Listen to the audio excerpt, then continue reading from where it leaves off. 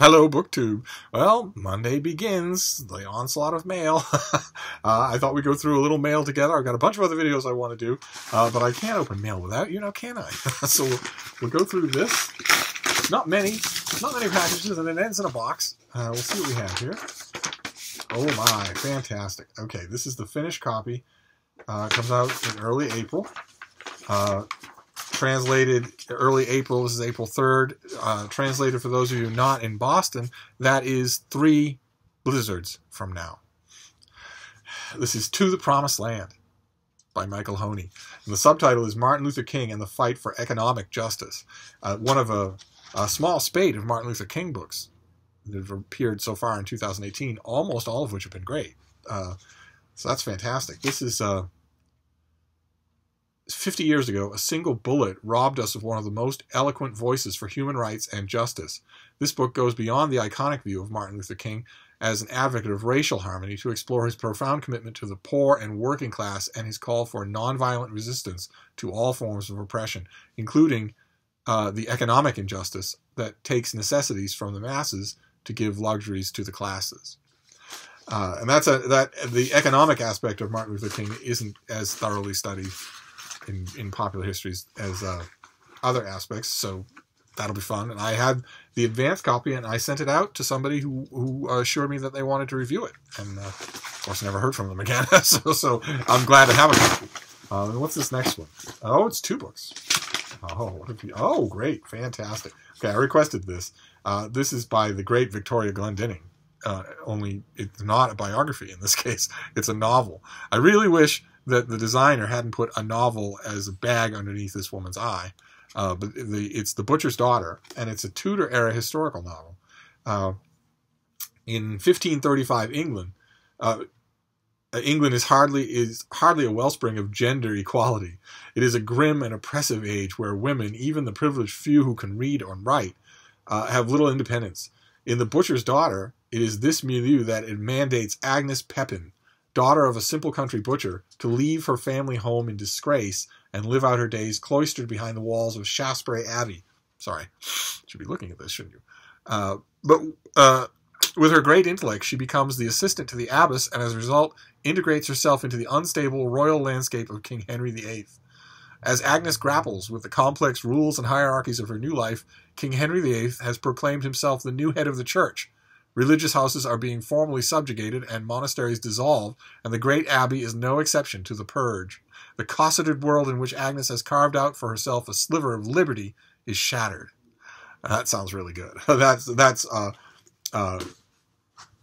kind of life, the kind of story that was duplicated all over England with the stripping of the monasteries. This next one, I think we've seen on this channel before. This is it's due sometime this summer. July was the original date, but I don't know if that's still true. And it is, I think we've seen this already. This is by Rachel Halliburton. It's her debut. It's The Optical Illusion. In 1797, George in London, nothing is certain anymore. The future of the monarchy is in question. The city is aflame with right and left-wing conspiracies, and the French could invade any day.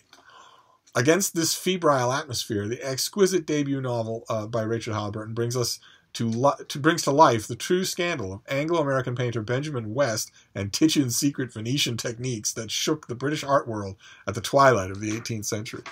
Because Benjamin West hooks up with someone who claims to have those secrets, those Titian secrets.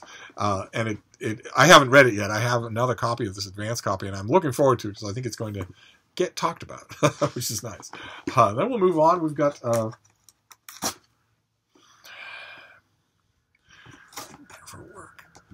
some cardboard here before we get to the box. Just physically tear this apart. What have we got here? Oh, okay. This is the finished copy of, I think we saw this before, Short Circuits. This is going to be a $17 paperback. Aphorisms, Fragments, and Literary Anomalies. It's following up on the success of their first anthology of aphorisms. The editors, James Lowe and Alex Stein, have returned with a new volume that expands on the theme of aphorisms to include other short-form genres such as mini-essays, microfiction, death poems, and concrete poetry. I glanced at this. I didn't actually dig into it. I didn't actually dig into the advanced copy that I have, but this comes out in soon. This is soon. Yes, in early April. Not, I admit, my cup of tea, but I'll give it a try. Definitely, I should at least read through it. I've got one of these things here. What is this? Oh, okay. This is by K.C. Archer. It's book 1 in a series. It's called Review Copy, Not for Resale. With a very striking yellow cover, with a black banner. You know, that's you don't always see a review copy not for resale cover that looks like that. This is also going to be a $17 paperback, and this comes out. It's Kirkus Reviews calls it Harry Potter with a cast of millennials. Teddy Cannon isn't your typical 20-something woman. She's resourceful, she's bright, she's scrappy. That's not your typical 20-something woman. She can also read people with uncanny precision. What she doesn't realize, she's actually psychic. After a series of bad decisions leads Teddy to a run-in with the law, she gets a chance at redemption when she's recruited to Whitfield Institute, a facility hidden off the coast of San Francisco. Here, students master telepathy and telekinesis, investigative skills, and SWAT tactics. If they survive the training, they serve at the highest levels of government, protecting America and its interests all over the world. The question remains, can a lifelong renegade learn to play by the rules? I'm guessing that she won't, and through force of personality without any training will cause the rules to change. But one way or another, I think I got an advanced copy of this and just didn't do anything with it. But I think the advanced copy that I got months ago was called School for Psychics, not Review Copy, Not for Resale. So the publisher must have changed the title to Review Copy, Not for Resale, since that's by far the most prominent thing on the cover. So that's what I'm going to assume, but I haven't read it, so I'll have to get to that. And then we've got the box, nice and heavy. Could be a finished copy of something, maybe multiple books. Let's see what we have here. Oh, oh my, it's one book. A huge one, a chunker, coming up next month. This is Pandora's Box, A History of the First World War by Jorn Lennard. This comes out in early April, I think. No, mid-April. And it's just gigantic. It's just gigantic. Soup to nuts history of World War I. I love these kinds of things. I've already read this. I read the advanced copy, but I will gladly read it again. I'll give it a little time, but I'll gladly read it again. Actually,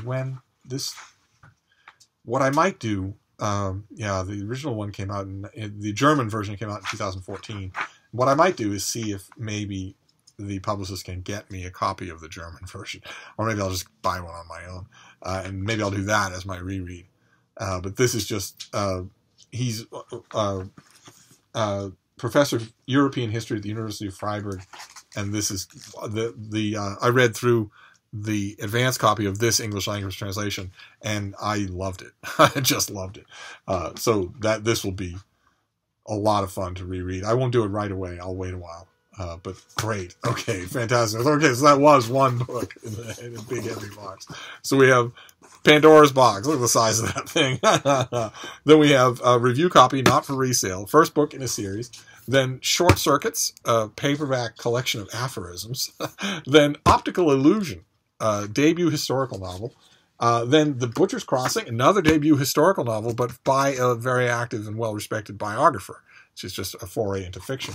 And lastly, To the Promised Land, a book about Martin Luther King's views on economics, on economic oppression, not just social inequality. So that's fantastic. What a wonderful haul. So I'm going to go and address these things, but I'll be back. Thank you, BookTube.